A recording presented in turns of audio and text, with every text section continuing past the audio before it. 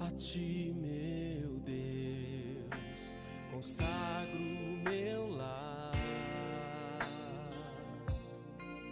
minha família em teu altar.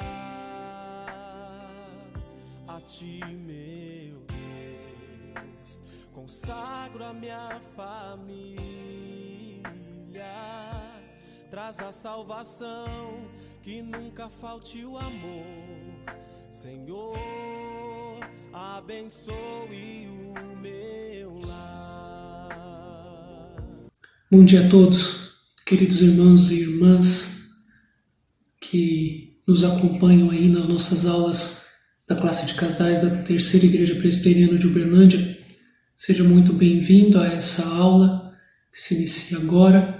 Que a graça redentora de Cristo Jesus, nosso Senhor e Salvador, esteja com você enquanto você acompanha essa aula, que Ele te abençoe, que a sua família seja extremamente abençoada. Nós estamos dando início hoje a uma nova série. A nossa série se chama Família no Altar. Ela é uma série em 4 estudos e nós vamos conversar um pouco sobre essa questão da família.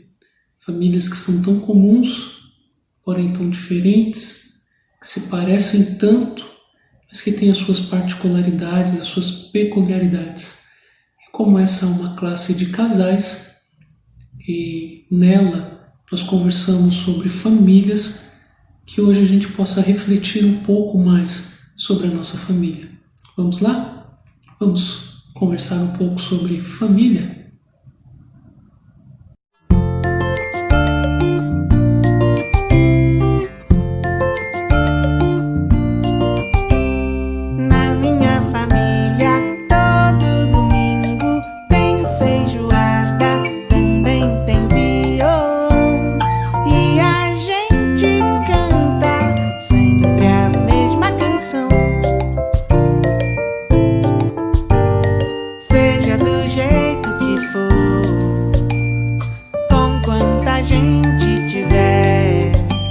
Família é amor, é pro que der e vier.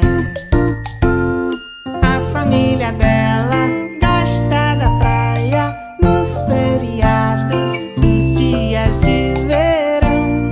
As titias trazem picolé de limão. Na família dele, tantas histórias, vovó contava e fazia questão de assistir novela lá na televisão. Seja do jeito que for, com quanta gente tiver, família é amor.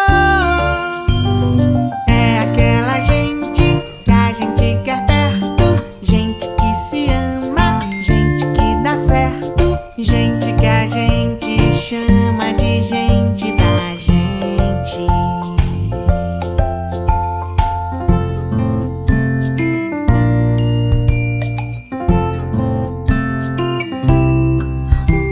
Na nossa família, primos e primas em disparada, na maior confusão. Quando todos estão, parece um furacão. Em qualquer família, beijos e abraços, eternos laços, divina união. Tudo em sintonia, bate um só coração.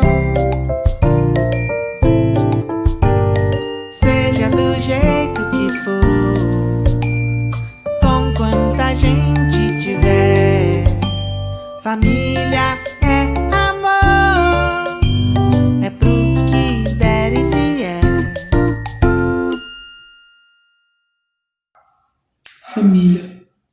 Família é algo tão comum, tão corriqueiro, mas ao mesmo tempo tão diferente. O ditado diz que família é tudo igual. Muda apenas de endereço e de sobrenome. Será que é assim mesmo? Eu tenho certeza que na sua família tem muita coisa parecida com a minha, mas existem coisas que podem diferenciar famílias. E uma delas é exatamente o fato de que existem famílias que estão no altar de Deus e existem famílias que não estão lá. Existem famílias que são consagradas a Deus e existem famílias que não são. E nessa manhã eu quero te convidar a colocar a sua família no altar do Senhor. Como eu disse, a gente está iniciando uma nova série. Serão 4 estudos agora durante o mês de outubro, se assim Deus nos permitir. O nome dessa série é Família no Altar. E para começar, a nossa primeira lição tem como título Família que vive pela fé. Família que vive pela fé. Uma família no altar, queridos, é uma família que vive pela fé. E por isso ela crê no Senhor Jesus e ela é salva. Família que vive pela fé é uma família que crê no Senhor Jesus e por isso ela é salva. Nosso texto base para a nossa lição de hoje se encontra lá no texto de Atos, capítulo 16, versos 13, 11 a 34. Atos, capítulo 16, versos 11 a 34. Acompanhe aí comigo a leitura que eu vou fazer desse texto. Atos, capítulo 16, 11 a 34, nos diz assim a palavra do Senhor. Tendo, pois, navegado de Troade, seguimos em direitura a Samotrácia, no dia seguinte a Neápolis, e dali a Filipos, cidade da Macedônia, primeira do distrito e colônia. Nesta cidade permanecemos alguns dias. No sábado, saímos da cidade para junto do rio, onde nos pareceu haver um lugar de oração. E assentando-nos, falamos às mulheres que para ali tinham concorrido. Certa mulher, chamada Lídia, da cidade de Tiatira, vendedora de púrpura, temente a Deus, nos escutava. O Senhor lhe abriu o coração para entender as coisas que Paulo dizia.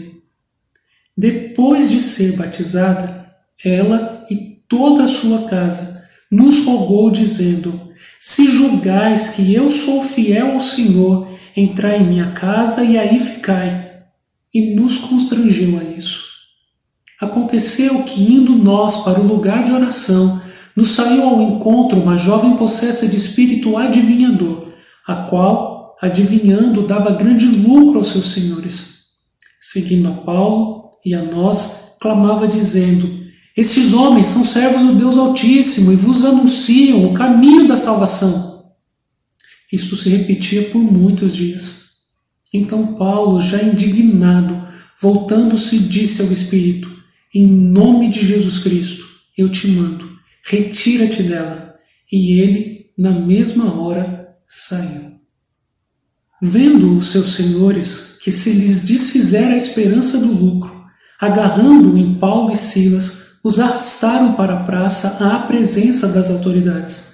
E levando-os aos pretores, disseram: estes homens, sendo judeus, perturbam a nossa cidade, propagando costumes que não podemos receber, nem praticar, porque somos romanos. Levantou-se a multidão unida contra eles, e os pretores, rasgando-lhes as vestes, mandaram açoitá-los com varas. E depois de lhes darem muitos açoites, os lançaram no cárcere, ordenando ao carcereiro que os guardasse com toda a segurança. Este, recebendo tal ordem, levou-os para o cárcere interior e lhes prendeu os pés no tronco. Por volta da meia-noite, Paulo e Silas oravam e cantavam louvores a Deus, e os demais companheiros de prisão escutavam. De repente, sobreveio tamanho terremoto que sacudiu os alicerces da prisão. Abriram-se todas as portas e soltaram-se as cadeias de todos. O carcereiro despertou do sono e, vendo abertas as portas do cárcere, puxando da espada, ia suicidar-se, supondo que os presos tivessem fugido. Mas Paulo bradou em alta voz: Não te faças nenhum mal, que todos aqui estamos. Então, o carcereiro, tendo pedido uma luz, entrou precipitadamente e, trêmulo, prostrou-se diante de Paulo e Silas. Depois, trazendo-os para fora, disse: Senhores, que devo fazer para que seja salvo? Responderam: crê no Senhor Jesus e serás salvo, tu e a tua casa. E lhe pregaram a palavra de Deus e a todos os de sua casa. Naquela mesma hora da noite, cuidando deles, lavou-lhes os vergões dos açoites. A seguir, foi ele batizado e todos os seus. Então, levando-os para sua própria casa, lhes pôs a mesa e com todos os seus manifestava grande alegria por terem crido em Deus. Vamos orar? Pai de amor e Deus querido, nós louvamos o Teu santo nome por Tua graça derramada em nossas vidas e pedimos ao Senhor, venha sobre nós, fala ao nosso coração, nos ajuda a estar em Tua presença, nos ensina aquilo que a Tua palavra quer nos dizer. Nos abençoa, Senhor, e usa para a Tua glória. Em nome de Jesus. Amém e amém. Amém. Amém. Queridos, família no altar. Em especial hoje, família que vive pela fé. Por isso ela crê no Senhor Jesus Cristo e ela é salva. Esse é o título da nossa lição e o objetivo da nossa lição de hoje é entender que a fé em Cristo Jesus pode trazer salvação e junto com a salvação, alegria, harmonia, paz, esperança para o coração de toda a nossa família. Repito, o objetivo é que a gente possa entender que a fé em Cristo Jesus é capaz de trazer salvação e juntamente com a salvação, alegria, harmonia, paz, esperança para toda a nossa família. Para a gente poder entender melhor tudo que nós vamos conversar hoje sobre essa questão de crer em Cristo Jesus e isso poder trazer salvação para toda a família, a gente precisa entender o que é que está acontecendo na cidade de Filipos. Filipos, uma importante cidade, a primeira de toda a sua região ali na Ásia Menor. Era uma cidade muito importante. E Paulo, ele chega ali junto com os seus companheiros de viagem missionária. Ele se instala em Filipos por um tempo, juntamente com Silas e provavelmente Lucas também, o autor do livro de Atos. E eles procuram, como de costume, aonde eles chegavam, eles procuravam um lugar próprio, propício, para que eles pudessem pregar o Evangelho. E eles encontram esse lugar junto à beira de um rio que cruzava a cidade, e ali ele encontra pessoas, em especial mulheres, que se reuniam para orar a Deus. E ele se une a essas pessoas e ele começa a pregar o Evangelho. E ele pregando o Evangelho, enquanto ele está ali, uma mulher chamada Lídia se aproxima dele, ouve o que ele está dizendo e ela se converte. E ao se converter ao Senhor, então Paulo batiza essa mulher e Paulo continua ali por um tempo ainda, indo a esse local de oração onde pessoas vão ouvir o Evangelho para que elas possam crer no Senhor Jesus Cristo e então elas possam ser salvas. Enquanto ele vai diariamente a esse lugar, surge uma segunda personagem da história, uma moça a qual nós não sabemos o nome, mas que ela era possuída por um espírito maligno que o texto nos diz que é um espírito adivinhador e que naquele momento zomba de Paulo, dia após dia. Com esse espírito de adivinhação, ela saía proclamando atrás de Paulo, dizendo, lá no verso de número 18, verso 17, esses homens são servos do Deus Altíssimo e vos anunciam o caminho da salvação todos os dias. Só que ela fazia isso de forma zombeteira. tentando manipular as pessoas e afastá-las de Paulo. E um belo dia Paulo fica indignado e bravo com isso, e então ele expulsa o demônio dessa mulher em nome de Cristo Jesus. Só que essa mulher não era senhora de si, não apenas porque tinha um demônio que tomava conta dela, mas porque existiam homens que abusavam economicamente desse dom dessa mulher de adivinhação. E quando ela perde esse espírito adivinhador que é expulso por Paulo em nome de Cristo Jesus, os homens percebem que o seu lucro acabou. E furiosos, enfurecidos, prendem Paulo, Silas, levam eles até os pretores, que seriam uma espécie de delegados da cidade. E ali eles os acusam de tumultuar a cidade, de proclamar costumes que não eram comuns a eles, por eles serem romanos. Então os pretores, sem julgar, sem entender nada, sem dialogar, sem buscar testemunho de Paulo e de Silas, simplesmente rasgam as vestes deles, os açoitam, os condenam à prisão e fazem com que eles passem a noite na cadeia, depois de os açoitarem com varas. Paulo, então, depois de ter pregado o Evangelho, Paulo, então, depois de ter batizado pessoas e dado ali início a uma nova igreja na cidade de Filipos, Paulo, depois de ter sido usado com poder pelo Espírito de Deus, Paulo agora padece. E mesmo padecendo em cadeias, Paulo é entregue a um carcereiro específico que deve cuidar muito bem para que eles não fujam. Esse homem prende eles com cadeias nos tornozelos, eles estão no fundo de uma prisão. Paulo ali, ao invés de murmurar, Paulo ao invés de reclamar, Paulo ao invés de lamentar, Paulo ao invés de clamar contra Deus, de se fazer de coitado, Paulo começa a orar juntamente com Silas e a louvar a Deus e a adorar ao Senhor. Paulo era um homem de Deus. Silas, seu companheiro, era um homem de Deus. E o que nós temos aqui, queridos, é homens de Deus dando início a um trabalho que vai fortalecer aquela cidade e dar início a uma igreja do Senhor Jesus Cristo na cidade de Filipos. E enquanto Paulo ora a Deus e o louva, o texto bíblico diz que houve um terremoto tão grande a ponto de romper com as portas da cadeia, de romper com as correntes que prendiam Paulo, Silas e os outros que ali estavam, e eles são libertos no poder do Espírito de Deus, porque ao invés de reclamar e de murmurar, Paulo e Silas foram orar a Deus e adorar.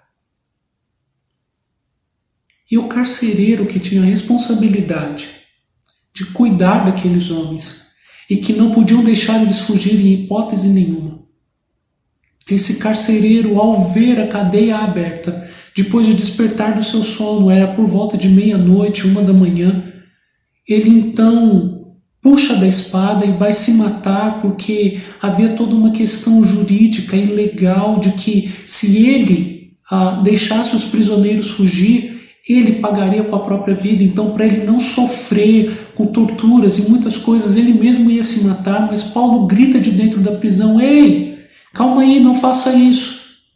Estão todos aqui, ninguém fugiu. E aí o texto bíblico, lá no verso de número 29, diz que o carcereiro, tendo pedido uma luz, entrou para dentro do cárcere e viu Paulo e Silas e todos os outros ali. Então ele se prostra tremendo diante de Paulo e Silas, traz eles para fora e faz uma pergunta: o que eu devo fazer para ser salvo? E mais uma vez, como no início do texto, Paulo então prega o Evangelho de Jesus Cristo, e aquele homem crê em Cristo Jesus, e ele e toda a sua casa são salvos. E mais uma vez Paulo batiza, e tanto no texto de Lídia quanto no texto de Paulo, eles são constrangidos a ir para a casa daqueles a quem ele pregou o Evangelho, que foram salvos e batizados por ele, e ali Paulo mantém comunhão. Paulo celebra a alegria da salvação junto com aquelas pessoas. Por que eu estou narrando isso para você poder entender? Para que você possa entender que Paulo era um homem de Deus, que pregava o Evangelho do Senhor Jesus Cristo. E por isso a igreja era constituída e se fortalecia, e o poder do Espírito Santo de Deus acompanhava o Evangelho que Paulo pregava, assim como a promessa de Jesus Cristo lá em Marcos, capítulo 16, quando ele diz que a gente deve ir por todo mundo e pregar o Evangelho a toda criatura. Na sequência do texto ele diz: esses sinais vão acompanhar aqueles que creem. E vocês vão fazer muita coisa, ou seja, o poder de Deus prometido por Jesus Cristo, lá em Atos, e recebereis poder ao descer sobre vós o Espírito Santo, e vocês serão minhas testemunhas. É o que acontece na vida de Paulo. Paulo dá testemunho de quem é Jesus, ele prega o Evangelho de Jesus Cristo, e isso gera salvação. Porque ele é acompanhado pelo Espírito Santo de Deus. E só o Espírito Santo de Deus pode trazer nova vida, pode trazer salvação para mim e para minha família. Portanto, queridos, crer no Evangelho, crer em Cristo Jesus, crer no poder do Espírito Santo na vida da gente, crer na obra da Trindade, na pessoa de Deus Pai, Filho e Espírito Santo, é o que verdadeiramente pode trazer salvação para a minha vida e para a minha família. Família que vive no altar é uma família que vive pela fé e por isso ela é salva. Mas eu quero te fazer uma pergunta. Quais são os sinais apresentados por uma família que vive pela fé? Como eu posso ter certeza de que a minha família vive pela fé e por isso ela será salva? Em primeiro lugar, queridos, uma família que vive pela fé é uma família que se dispõe a dar ouvidos ao Evangelho da salvação.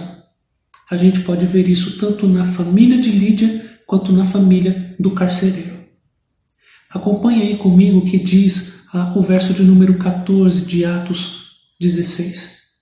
Certa mulher, chamada Lídia, da cidade de Tiatira, vendedora de púrpura, temente a Deus, nos escutava.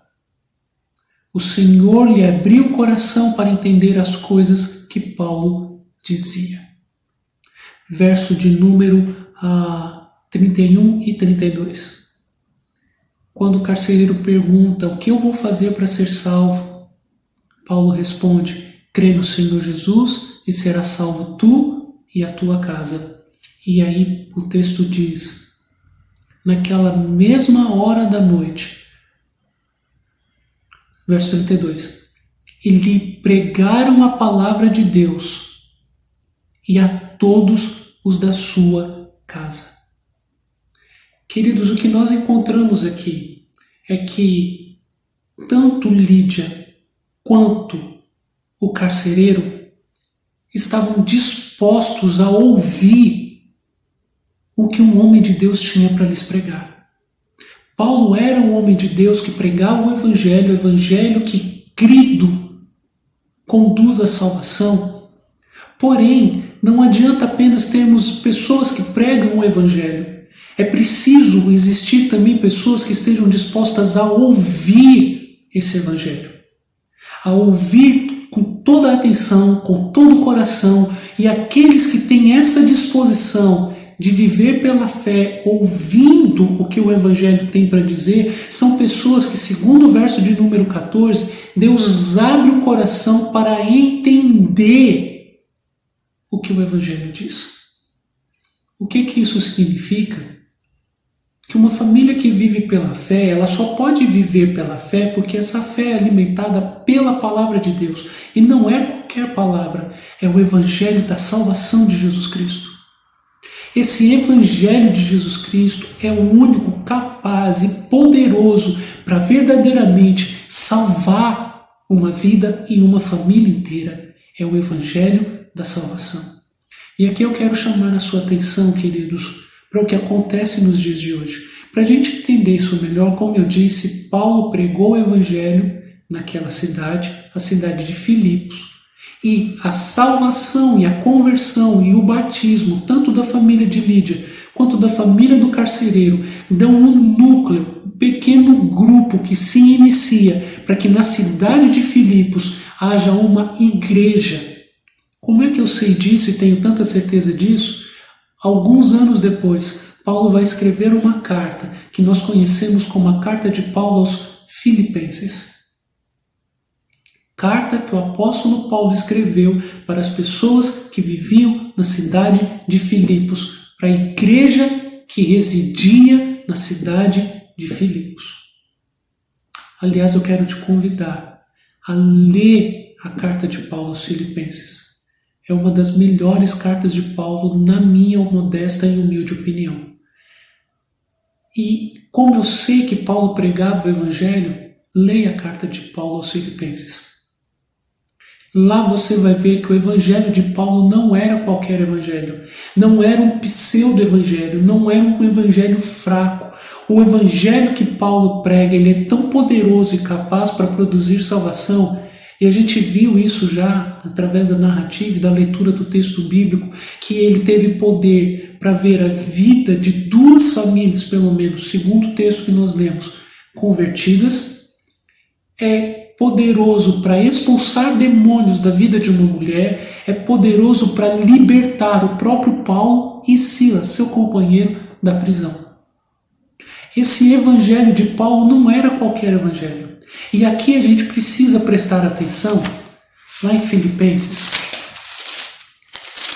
capítulo de número 3, a partir do verso 3, Paulo vai dizer assim: acautelai-vos dos cães, acautelai-vos dos maus obreiros, acautelai-vos da falsa circuncisão.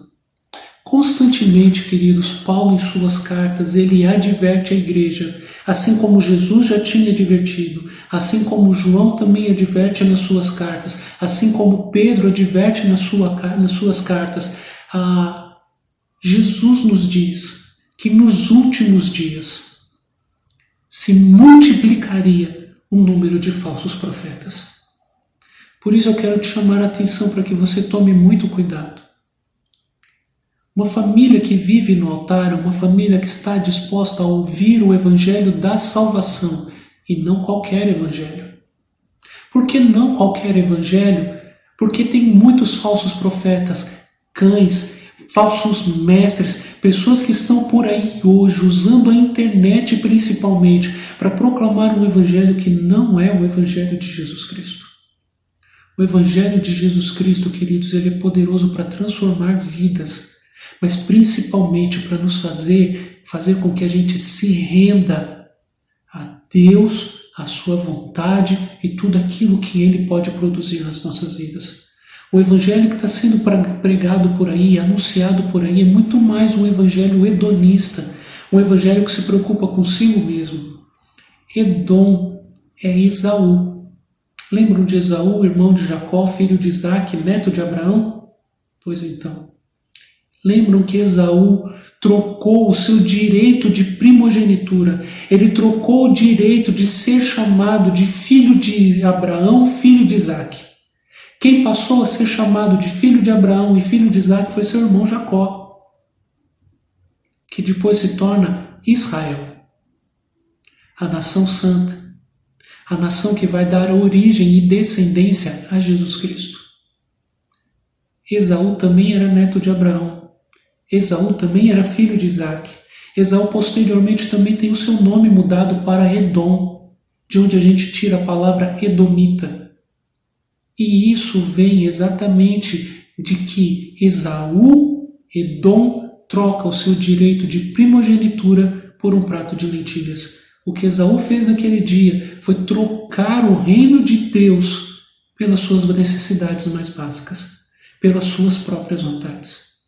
E o evangelho que está sendo pregado por aí, queridos, é um evangelho assim, onde a gente não tem preocupação com o reino de Deus, a gente tem preocupação com a gente mesmo. É um evangelho que transforma Deus em nosso servo e nosso escravo, e não nós em seus servos e aprendizes, e até mesmo em seus prisioneiros. Paulo chega a falar disso na carta que ele escreve lá aos Filipenses. Quando ele escreve a carta para a igreja de Filipos, Paulo está preso.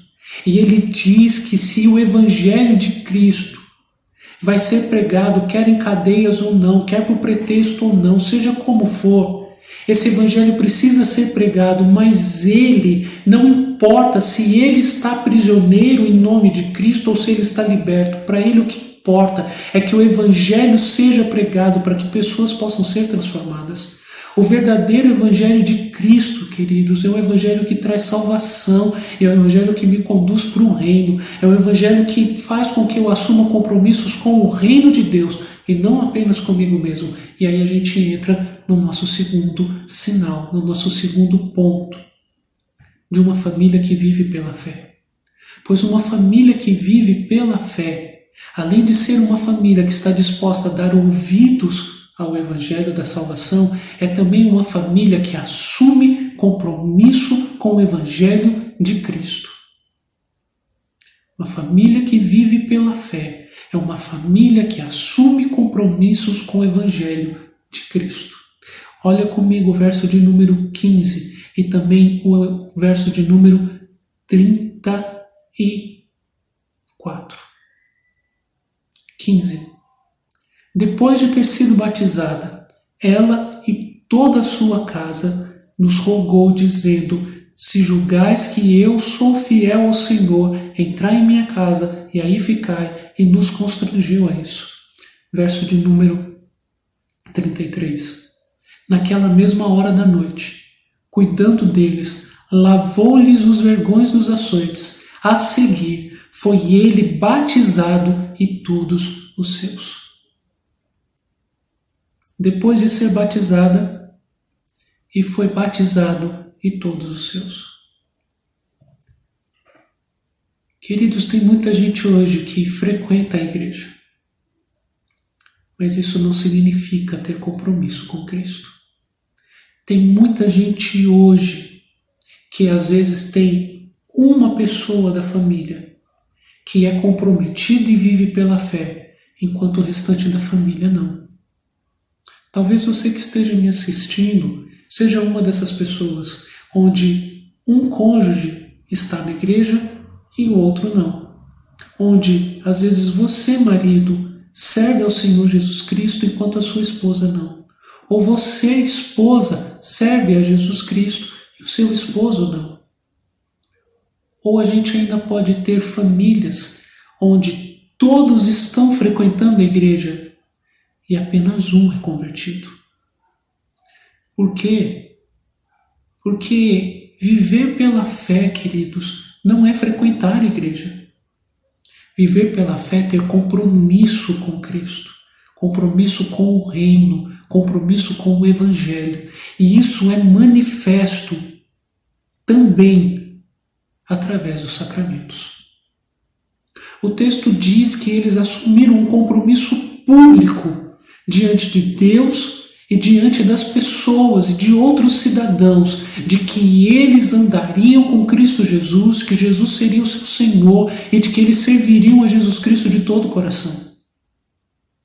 Eles estavam abrindo mão de todas as outras coisas para poder viver para Cristo.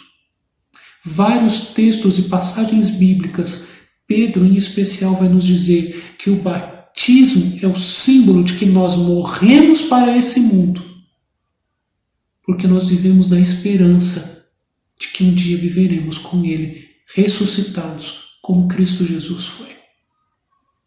Paulo nos fala isso diversas vezes nas suas cartas. Jesus Cristo institui o batismo e a Santa Ceia. São os dois sacramentos nos quais nós cremos.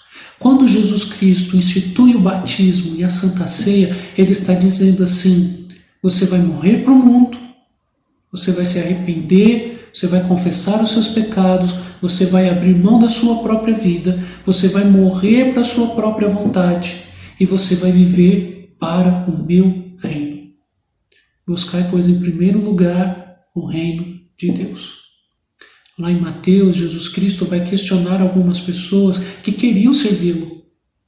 Mestre, eu vou te seguir por onde você for. Ah, é? Eu não tenho onde dormir, eu não tenho onde reclinar a cabeça. Você tem certeza que você vai vir atrás de mim? Ei, você aí, vem comigo. Eu quero que você me sirva.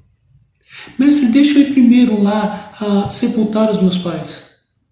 Deixa os mortos sepultarem os seus próprios mortos. Quanto a você, vá pregar o evangelho do reino.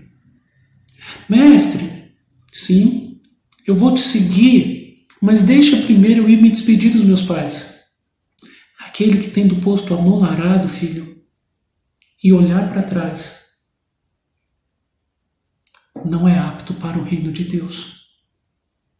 O que Jesus está dizendo é que a gente precisa, como discípulo de Cristo, abrir mão da nossa própria vida, tomar a nossa cruz e segui-lo. É isso que o batismo significa. E a Santa Ceia é exatamente aquilo que nós vamos trazer à memória e pregar o Evangelho de Cristo Jesus. Fazer isto em memória de mim. Pois todas as vezes que comerdes o pão e beberdes o cálice, anunciais a volta do Senhor, até que Ele venha. Anunciais o reino de Cristo, o Evangelho de Cristo, até que Ele venha. Queridos, uma família que vive no altar, ela não vive em cima do muro. Uma família que vive no altar e vive pela fé é uma família que tem compromisso com o reino, mais do que ela tem compromisso consigo mesma. Um marido que tem compromisso com Cristo e vive pela fé, ele anda nos passos de Cristo e ama sua esposa como Cristo amou a igreja. Uma esposa que vive pela fé é uma esposa que assume o reino de Deus, assume o compromisso com o Evangelho e por isso ela se submete ao reino e se submete ao seu marido, assim como a igreja se submete a Cristo. Pais que vivem pela fé, cuidam dos seus filhos, os educam no caminho do Senhor e eles os respeitam, não os provocando a ira. Filhos que vivem pela fé honram seu pai e a sua mãe e o governo de Cristo, porque eles honram a palavra de Deus. Portanto, uma família que vive pela fé, ela não apenas fala do Evangelho, ela não apenas frequenta a igreja, ela tem compromisso real com o Evangelho de Cristo. E sabe o que isso significa? Significa que a gente entra no nosso terceiro ponto. E o nosso terceiro ponto nos diz que uma família que vive pela fé é uma família que se abre para o amor, para o cuidado uns com os outros e para a alegria. Uma família que vive pela fé é uma família que se dispõe a ouvir o Evangelho, é uma família que assume compromisso com o Evangelho, mas é uma família também que se abre para o amor, para o cuidado com o próximo e para a alegria. Verso de número 15 vai nos dizer, a parte B: se julgais que eu sou fiel ao Senhor, entrai na minha casa e aí ficai. E nos constrangiu a isso. Paulo e Silas estavam dia a dia proclamando o Evangelho naquele lugar. E Lídia abre as portas da sua casa juntamente com toda a sua família para hospedar Paulo e os seus companheiros enquanto eles estivessem na cidade de Filipos. Até que acontece que Paulo é preso juntamente com Silas, eles vão parar na prisão. E aí a gente já contou a história, então a gente encontra Paulo e o carcereiro. E o carcereiro aqui, queridos, é alguém que, depois que foi batizado juntamente com toda a sua casa, tendo crido em Cristo, ele leva Paulo e Silas para a sua própria casa, prepara a refeição para eles. E ali o texto diz que com todos os seus manifestavam grande alegria por terem crido em Deus.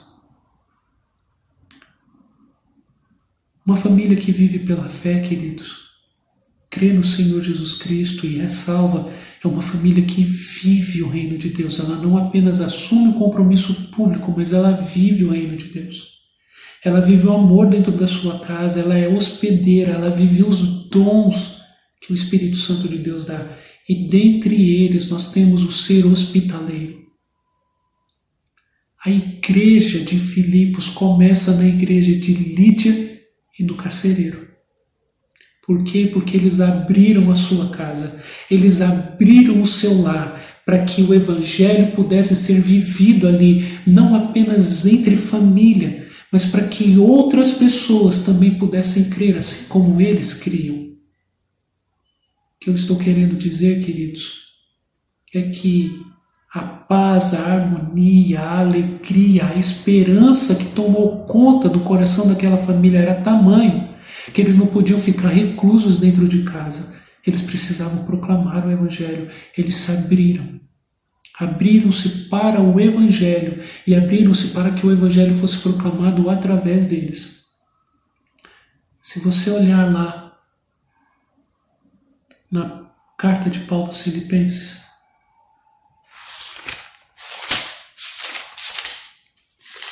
capítulo 1, você vai encontrar assim: Paulo e Timóteo, servos de Cristo Jesus, a todos os santos em Cristo Jesus, inclusive bispos e diáconos que vivem em Filipos.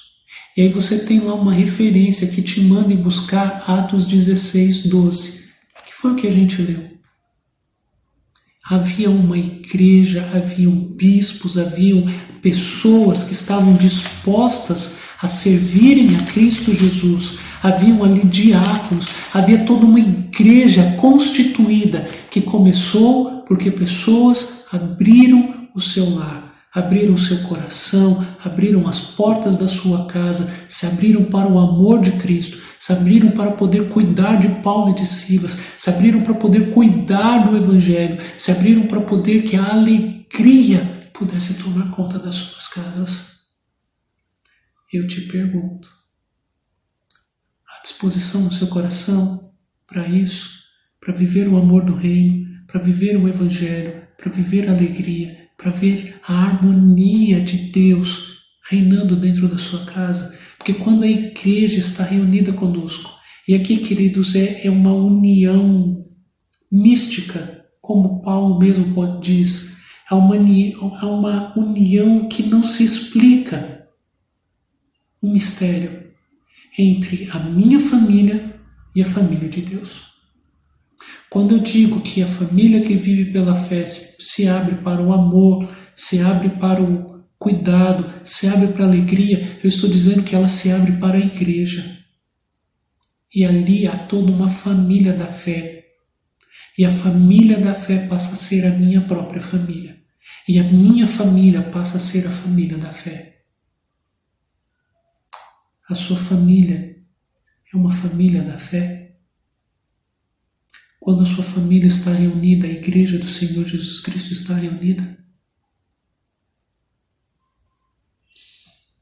Perceba que eu não estou falando de indivíduos.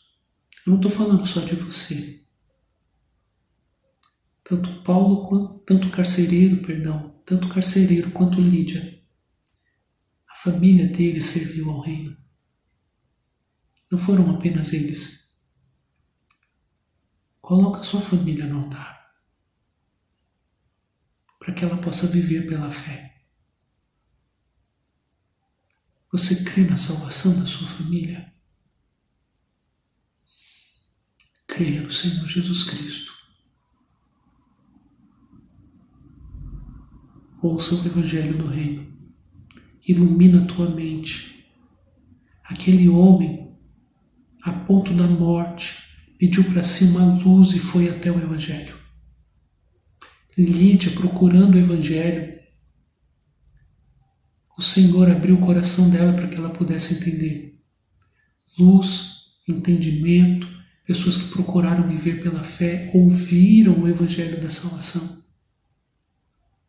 Creia no Senhor Jesus Cristo e assuma compromisso com Ele por meio dos sacramentos. Creia no Senhor Jesus Cristo e abra as portas do seu coração e da sua casa e da sua família, para que a sua família seja uma igreja, para que a sua família seja uma família de fé. Creia no Senhor Jesus Cristo e serão salvos tu e a tua casa. Vamos orar? Obrigado, Pai, pela vida, pelo amor e pela tua graça. Eu apresento as nossas famílias no teu altar. E peço ao Senhor que elas possam viver pela fé. Receba-nos do Senhor, quebranta-nos, Senhor, nos faz temer e tremer diante do Teu Evangelho. Coloca homens e mulheres de Deus na nossa frente, juntos de nós, ó Deus, para que nós possamos ouvir o verdadeiro Evangelho e que esse Evangelho possa libertar e transformar nossas famílias, ó Deus. Que esse Evangelho possa trazer salvação, que esse Evangelho possa trazer transformação, que esse Evangelho possa fazer com que o amor reine em nosso lar, que ele traga harmonia e alegria, assim como termina esse texto. Nós possamos celebrar a alegria por crer no Senhor, nós e toda a nossa casa. Que seja sempre a tua glória, em nome de Cristo Jesus.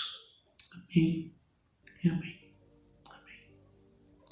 Que Deus te abençoe, que a tua família viva pela fé, que a tua família esteja no altar.